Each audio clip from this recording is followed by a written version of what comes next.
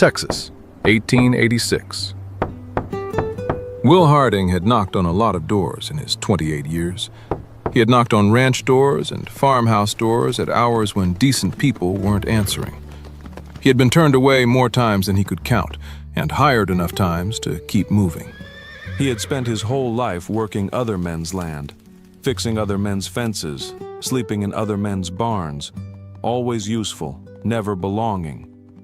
He had ridden 3 days from Abilene following word of a cattle operation outside Millhaven that was short-handed. The directions had been vague. Follow the creek north, look for the red barn. But the barn was where it was supposed to be, and the farmhouse beside it was solid and well kept, and the whole property had the look of a place that had been loved and was currently being held together by someone who refused to let it fall. He tied his horse at the gate and walked to the porch and knocked. The woman who opened the door was not what he expected. She was 26 years old, dark-haired, with direct, dark eyes that assessed a situation completely before committing to a response. She was wearing a blue work dress with flower on the sleeve, and she was holding a ledger book, which she did not set down when she opened the door. She looked at him the way you look at a fence before you decide whether to fix it or replace it entirely. He took off his hat. "Ma'am, I heard you might be needing a hand. I'm a good worker, experienced with cattle. I need a husband more than a cowboy," she said. Not unkindly, just directly, the way you state a fact established by arithmetic rather than sentiment. She looked at him with those assessing dark eyes while he stood on our porch with his prepared speech evaporating. "Come in," she said. "I'll explain." And she turned and walked back inside, still holding the ledger. Will stood on the porch for a moment. Then he followed her in. Because what else do you do when a woman like that opens a door? Her name was May Calloway. Her husband Daniel had died 8 months ago, a fever, quick and final, leaving her with 300 acres of good Texas land, 60 head of cattle, 2 horses, and a debt of $420 to the Millhaven Savings Bank. Daniel had borrowed the money the previous spring to expand the herd, convinced prices would rise. They hadn't risen fast enough. Under the old coverture laws that still shadowed Texas property rights in 1886, a widow in the months after her husband's death existed in a legal limbo. The estate was technically in probate. The bank could, and Harlan Briggs at Millhaven Savings was making clear it would, call the note rather than extend new terms to a woman alone. Not because Briggs was cruel, because the law gave him that option and he answered to depositors, not to May Calloway's situation. She explained all of this at the kitchen table with the ledger open and the matter-of-fact precision of a woman who had done this accounting many times and arrived at the same answer each time. Without refinancing, the note came due in 60 days. "I've thought about every other option," May said. "Selling cattle? I'd need to move 40 head at current prices to cover it. That leaves me nothing to run on through winter. Borrowing from family? I don't have any. Fighting the bank in court? The lawyer in town says I'd lose." She closed the ledger. "I need a husband's signature on the refinancing documents. That's all the law requires. A husband's signature." Will looked at the ledger, then at her. "You're proposing a business arrangement," he said. "I'm proposing a marriage that begins as one," she said. "You'd have a home, $40 a month once the debt is refinanced, and a share of the operation. In return, I need your name on the bank documents and your actual work on this property." He turned his hat in his hands. "You don't know me." "No," she said, "but I know 3 things. You came here looking for honest work. You took your hat off when I opened the door. And you didn't laugh when I explained the situation." She looked at him steadily. "That's more than I can say for the last 2 men I asked." He looked at her. "There were others?" "2. One laughed. One tried to renegotiate the terms in a direction I found unacceptable." She picked up the ledger. "You have until tomorrow morning to decide. The barn's clean. There's food in the kitchen." She walked back to her accounting. Will sat at the table for a long time after she left the room. Outside, across the east pasture, a man on horseback sat motionless on the ridgeline, watching the farmhouse. Will noticed him. The man turned his horse and rode east before Will could get a good look. He filed it away and went to the barn. He slept in the barn. It was a good barn, dry, the animals settled and healthy. A neglected farm showed in its animals first. These animals were not neglected. He lay on his back in the hay and thought about May Calloway's ledger, and May Calloway's dark eyes, and the rider on the ridge. He had spent his whole life moving because nothing had ever given him a reason to stop. Not the right reason. He had worked for men who owned things and gone home at night to bunkhouses and wondered, in the particular quiet of other people's land, what it would feel like to drive a nail into something that was yours. The echo would sound different. He had always believed that. In the morning, he came to the kitchen at 6. May was already up, coffee made, bacon in the pan, the ledger open again. She looked up. "Yes," he said. She looked at him for a moment. Something in her face shifted. Not relief exactly, the controlled exhale of someone who has been holding a very heavy thing and has just found a second pair of hands. "Sit down," she said. "We'll go to town this afternoon." They were married at 3 o'clock on a Wednesday with the Reverend and 2 witnesses. May wore her good dress. Will wore his clean shirt. The ceremony took 11 minutes. Walking back to the wagon, May said, "Thank you." Will said, "We should go over the cattle records tonight. I want to know what we're working with before the week is out." She looked at him sideways. "All right," she said. And for the first time since he had knocked on her door, the possibility of a smile crossed her face. It didn't fully arrive, but it was there. What was also there, and what Will noticed on the road back through Millhaven, was Garrett Hollins standing outside the feed store, watching their wagon pass with the stillness of a man who has just learned something and is deciding what to do with it. Will kept his eyes on the road. He had fixed enough broken things to recognize the kind of damage that started with a man watching from a distance. The first weeks were entirely practical. Will worked from before sunrise to after dark. The cattle, the fences, the barn roof softening on the east side. He asked questions the way a man asks when he is trying to understand a system rather than impress someone. May answered with the efficiency of someone who had explained this land to herself every day for 8 months, just to keep going. He had worked for other men his whole life. The work had always felt borrowed. Someone else's problem solved, someone else's profit made.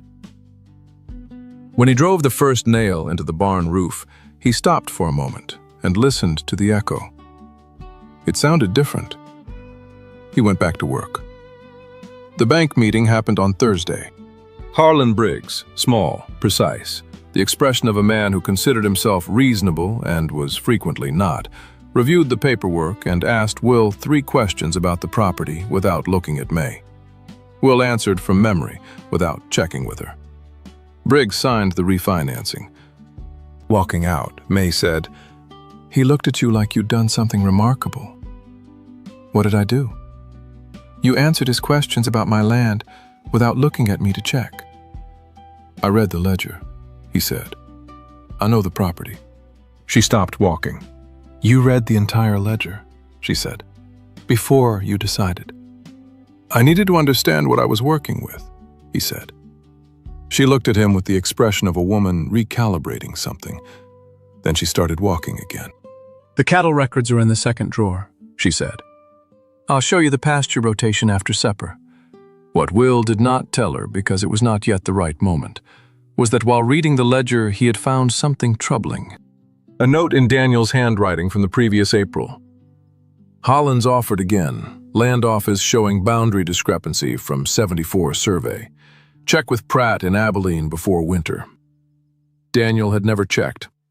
Will folded that information away and kept walking. Millhaven had opinions. Of course it did. Martha Greer at the general store, one of the two witnesses, reported that May Calloway had married a stranger she'd known one day, that the stranger knew cattle, and that the whole arrangement was either practical genius or coming disaster. She had not yet decided. Garrett Hollins owned 500 acres to the east and had been watching the Calloway land since before Daniel died. He had made 2 offers, both refused. He had mentioned helpfully, in June, that a woman alone with a debt was in a difficult position.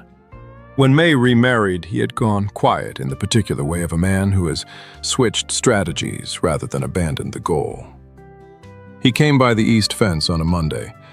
"You're the new husband," he said. "Will Harding," Will said. He kept working. Heard May finally found someone to sign the papers. "She found a husband," Will said. "The papers were a side effect." Hollins looked at the fence, at the posts, the wire, the methodical precision of a man who intended to be here a long time. He lit a cigar. "That land's been in contention longer than May knows," Hollins said. He said it carefully, like a man dropping a stone in water to measure the depth. "Old survey from '74 has some irregularities. Bank knows about it too. Might be worth checking before you put too much work into that east pasture." He rode away without waiting for a response. Will drove the next post into the ground. 3 clean strikes. Then he stood up and looked at the east fence line for a long time. He thought about Daniel's note in the ledger. He thought about Hollins mentioning the bank. He thought about a man who had been waiting years for this land and who had just told a stranger exactly what he wanted him to worry about. He went back to work. But he wrote a letter to John Pratt in Abilene that evening. "I want to stop here for just a moment. You know what strikes me about May's situation, about what she was actually up against? Under the laws of that time, a widow didn't just lose her husband. She entered a legal no-man's land, where men she'd never met could make decisions about land her family had worked for years. She found the one door the law left open, and she walked through it. That took something. This story has found listeners in Brazil, in Nigeria, in India, in the Philippines, in Mexico, in South Africa, in places I never imagined. And if you're one of them, watching tonight, hearing May and Daniel's story for the first time, this channel is still young. We're just getting started. If these two have found a place in your heart, hit subscribe before you go anywhere. It helps more than you know, and it means we get to keep bringing you nights like this one. Now let's get back, because the winter of 1886 is coming, and it is coming hard. October arrived, and the arrangement developed complications that weren't in the 4 terms. Will had grown up moving, ranch to ranch, season to season, always useful, never his. He had told himself this was freedom. He was beginning to understand it had been something else. When he mended harness in the barn, May came in with a supper plate. Not one of the 4 terms, something that had simply started happening. She set the plate on the workbench and looked at what he was doing. "That's the trace harness," she said. "Daniel kept saying he'd replace it." "It can be repaired. The leather's good, just the stitching." She watched him work. "He was a good man," she said. "He just wasn't careful with money." A pause. "Or with ledgers, or with land office filings." Will looked at the harness. "The note in the ledger," he said, "about the '74 survey." She was very still. "You found that?" "In October. I've been looking into it." She sat down on the workbench. "Why didn't you tell me?" "Because I didn't know what it meant yet," he said. "I didn't want to hand you a problem before I understood the shape of it." She looked at him with the dark eyes that had been deciding things since August. This was different from the man she had expected, different from the useful stranger who would sign papers and manage cattle, and occupy the other side of a business arrangement. This was a man who found a problem in her dead husband's ledger and spent 3 weeks learning its shape before he said a word, because he didn't want to hand her fear before he could hand her a solution alongside it. "What is the shape of it?" she said. "Hollins has known about the surveying era for years," he said. "Long enough to use it if he got the right moment. The right moment was always going to be when you were vulnerable enough." He set down the harness. "I wrote to Pratt in Abilene. He's a surveyor. If the error is real, we get the corrected survey filed before Hollins can move on it." She was quiet for a long moment. "You've been planning this since October," she said. "Since the east fence," he said. She looked at the harness in his hands, and something in her face changed. The specific shift of a person who has been managing alone for so long that being managed for, just once, lands differently than expected. She picked up her plate and set it next to his on the workbench, and they ate supper in the barn without a word, and it was the most comfortable either of them had been since August. John Pratt arrived from Abilene in the second week of November. He spent 2 days on the east pasture with his theodolite, and Will working beside him. Not directing, just present, learning the methodology, asking the questions of a man who intends to understand what he is paying for. The result confirmed it. The 1874 survey had a compass variation error. The eastern boundary had been placed 90 feet west of where it should have been. The 40 acres Hollins was preparing to contest were, by correct measurement, unambiguously Callaway land. The corrected survey was filed with the land office on a Thursday. On Friday night, someone cut the east fence. Not one section, 3 sections. A quarter-mile of wire dropped and the posts pulled, and 60 cattle pushed through the gaps into the open land between the Callaway property and Hollins' eastern boundary, land that belonged to nobody clearly enough to create legal confusion in the dark. Will discovered it at 5 in the morning when he went to check the cattle. He came back to the house and saddled his horse without waking May. He thought about it for 30 seconds, standing at the barn door in the November dark, breath misting, the temperature already dropping in the way that meant the first hard weather was close. Then he went back inside and woke her. "The east fence is down," he said. 3 sections. The cattle are out." She was up before he finished the sentence, dressed, boots on, rifle from above the kitchen door, out to the barn without a word. He looked at her. "You don't have to." "They're my cattle," she said. She was already saddling her horse. They rode out together into the November dark, and Will thought, this is what it looks like when someone refuses to let a thing fall. He had never seen anything like it. He hoped he never stopped seeing it. They found the cattle spread across a mile of open ground in the dark and the cold. Not lost. Pushed. Deliberately. By men who knew what they were doing. There were tracks, 3 horses, moving the herd east toward Hollins' boundary where the legal situation was murky enough to create a dispute about which cattle belonged where come morning. Will read the tracks in the moonlight and understood the plan. Not theft. Confusion. Cattle mixed with Hollins' herd in the dark, a disputed boundary, a corrected survey not yet 48 hours old. By the time it was sorted out legally, Hollins' lawyer would have filed enough counterclaims to keep them tied up through winter. The temperature was dropping fast. The norther that had been building all week was arriving. May was already moving cattle, alone, in the dark, cutting off the strays before they reached Hollins' fence line. She rode like someone who had been doing this since before she could read, which she probably had. Will pushed east. He found 2 of Hollins' men at the far end, not cowhands doing regular work, men sitting on horses watching the cattle drift, waiting. He rode directly at them, no rifle raised, no threat made. Just a man on a horse riding directly at 2 other men at 4 in the morning in the rising wind of a Texas norther, with the specific composure of someone who has decided exactly how far he is willing to go. One of the men said, "This ain't your land, friend." "It is, actually," Will said. "Filed with the land office Thursday. You're welcome to check." He held the man's eye in the moonlight. "I'm going to move my cattle now. You can help, or you can ride back to Hollins and tell him the survey's filed and the cattle are home, and the next time someone pulls my fence posts in the dark, I won't come alone." A long silence. The wind was picking up. The second man said something to the first, low. Then both of them turned and rode east.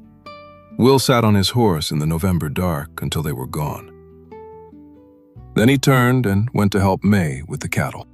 By the time they had the herd back through the repaired gaps and the fence temporarily braced, the temperature had dropped 15 degrees and the first snow was falling. May looked at the sky. "Big die-up coming," she said. "I know," he said. "Then we have work to do," she said. And she was already riding for the barn. The winter of 1886 hit the Texas plains like a judgment. The old-timers called it the Big Die-Up, the blizzard that killed hundreds of thousands of cattle across the western ranges, the storm that ended the open range era and broke operations that had survived everything else. In Millhaven County, the temperature fell to 20 below in January. The creek froze solid. The windmill on the north pasture seized and had to be freed by hand in conditions that burned exposed skin in minutes. Will and May worked as if sleep were optional. They lost 7 cattle in the first week, unavoidable losses, animals already weakened by the season. They saved 11 more that would have died by bringing them into the barn and the kitchen and feeding them by hand through the worst nights, including 3 calves that spent 48 hours beside the kitchen stove wrapped in blankets, while May and Will took shifts keeping them warm. The kitchen smelled of cattle and wood smoke and coffee that was always on. They did not discuss the 4 terms. There was no time to discuss anything except the next problem and the one after that. On the worst night, temperature at 22 below, the wind coming in sideways, the barn door needing 2 people to open against the pressure, Will came in from the north pasture at midnight with frostbite starting in 3 fingers, and May sat him at the kitchen table and worked on his hands for 20 minutes without saying anything except practical instructions, her own hands steady, her face doing the thing it did when she was managing something serious and not going to perform it. When the worst had passed and the color was coming back into his fingers, he looked at her bent over his hands in the kitchen light and thought, "I have been looking for the thing that would make me stop moving." He had not expected it to look like this, like a woman with flour on her dress and a rifle above the kitchen door and a ledger she carried like a weapon. But there it was. "May," he said. She looked up. "Thank you," he said. She looked at him for a moment with those dark eyes. "They're your hands too," she said.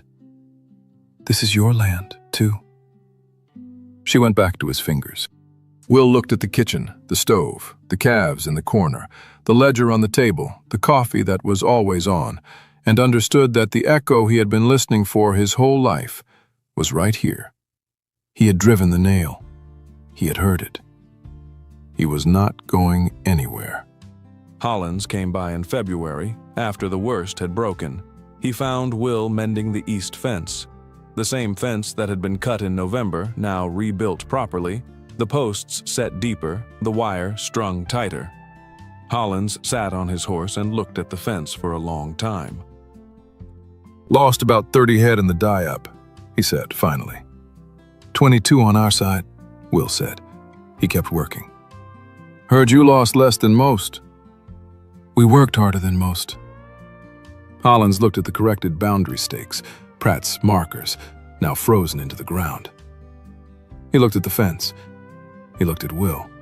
"My men that night," he said, "were doing what you told them," Will said. "Or what you let them do. Same thing." "The survey stands," Hollins said. "It does," Will said. "Then there's nothing more to be said about the east pasture." Will set down the fence tool and looked at him directly. "There's one thing," he said. "May Calloway has been on this land her whole adult life. She buried a husband on it. She kept it through a bank that wanted it, a winter that tried to take it, and neighbors who thought a woman alone was an opportunity." He picked up the tool again. "She's not alone anymore. I'd like us to understand each other on that point." Hollins looked at him for a long moment, the kind of look that takes a man's full measure and reports what it finds. Then he nodded once, the nod of a man who has decided to be a neighbor rather than a problem and has made that decision because he was given a real reason to. He rode east. Will watched him go. Then he went back to the fence. The fence needed 3 more hours of work. He was going to be here to finish it. He was going to be here tomorrow, too. For the first time in 28 years, that was not a compromise. It was exactly what he wanted. The fence needed 3 more hours of work. He was going to be here to finish it. He was going to be here tomorrow, too. For the first time in 28 years, that was not a compromise. It was exactly what he wanted. The debt was on track. The $40 monthly salary Will had been taking, he had been quietly putting back into the operation rather than keeping, a fact May discovered in the February accounts and had not yet addressed. On a March evening with the fire going and the accounts finished and the first real warmth in the air after the long cold, Will said, "The terms." She looked up. "They expired in November," he said. "We've been operating without a contract since before the die-up." "I know," she said. "I'd like to discuss new terms," he said. She set her book down. He looked at the fire, then at her. "I'd like the arrangement to be permanent," he said. "Not because of the land, not because of the bank or the legal situation or the $40 a month that I haven't actually been taking." He looked at her directly. "Because of you. Because of this." He gestured at the kitchen, the stove, the ledger, the calves long gone back to the pasture, the coffee that was always on, the life built in 8 months out of necessity and continued out of something else entirely. "I'd like it to be a marriage, a real one." May looked at him for a long time. "Will," she said, "it became a real one somewhere around the calves in the kitchen." He looked at her. She looked at him with those dark eyes that had assessed him at the door in August and had been deciding things ever since, through the bank meeting and the east fence and Holland's men in the dark and 22 degrees below zero and 3 calves wrapped in blankets beside the stove. She stood up from the table and crossed the 2 feet between them and kissed him, not tentatively, not as a business arrangement, but with the complete conviction of a woman who makes her decisions carefully and keeps them completely. He kissed her back with the certainty of a man who had spent 28 years working other people's land and had finally driven a nail into something that was his. Outside, the Texas spring was arriving on the land they had decided together to keep. The east fence was standing. The herd was building again.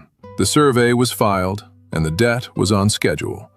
And Garrett Hollins was being a tolerable neighbor. And inside the kitchen was warm, and the coffee was on, and it was, without question, exactly right.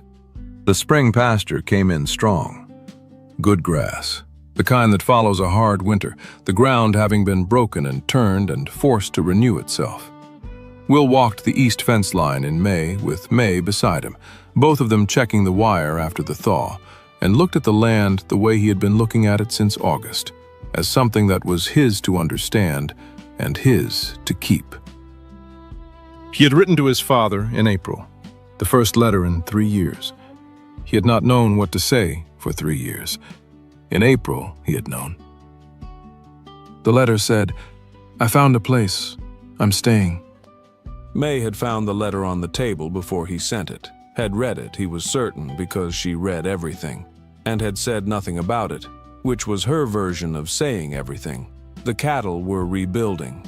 53 had become 58 by May with the spring calves. The operation was running at a modest profit, not the expansion Daniel had borrowed for, but real and sustainable. The kind of operation built on ground that had been tested and had held. Harlan Briggs at the bank, who had turned out to be, as Will had suspected, a man trying to do his job in a legal system that made it difficult, rather than a man trying to take May's land, stopped him on the street in April and said the Callaway Harding account was the most current note in his portfolio. He said it with the mild surprise of a man revising an expectation. On a May morning, May was at the kitchen table with the ledger, always the ledger. And Will came in from the east fence and sat across from her, and she pushed the open book toward him without looking up. He looked at the numbers. The column she had pointed to was the salary line, $40 a month, 5 months, $200. And beside each entry she had written in her careful hand, "Returned to operation." He looked up. She was looking at him. "You've been paying yourself back in," she said. "The operation needed it," he said. "The operation needed it," she agreed. "So did I." He looked at her. She was not looking at the ledger anymore. "You could have left," she said. "After Holland's, after the die-up. You had every reason." He looked at the numbers in the book, the careful accounting of everything they had built and everything it had cost. "No," he said. "I didn't." She looked at him for a long moment. Then she closed the ledger, and outside the Texas spring held the land that was theirs, both of them completely. And the east fence was standing, and the herd was growing, and it was, by every measure May Calloway had ever used, exactly right. May Calloway opened a door in August with a ledger in her hand and told a stranger she needed a husband more than a cowboy.